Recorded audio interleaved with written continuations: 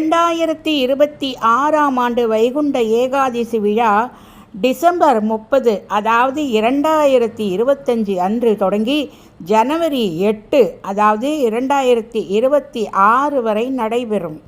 இதில் முக்கிய நிகழ்வான சொர்க்கவாசல் திறப்பு டிசம்பர் 30 தொடங்கி ஜனவரி 8 வரை 10 நாட்களுக்கு திருப்பதி மற்றும் ஸ்ரீரங்கம் போன்ற வைணவ கோயில்களில் பக்தர்கள் தரிசனத்திற்காக திறந்திருக்கும்.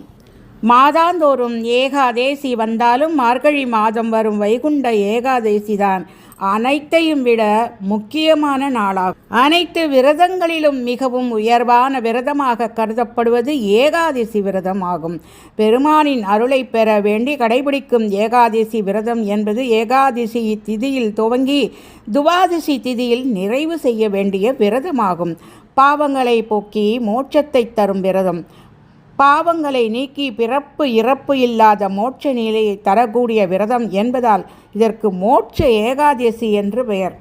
அன்று இரவு முழுவதும் விழித்திருந்து விஷ்ணு அஷ்டோத்தரம் மற்றும் விஷ்ணு சகஸ்ரநாமம் ஸ்தோத்திரத்தை உச்சரிக்க வேண்டும்.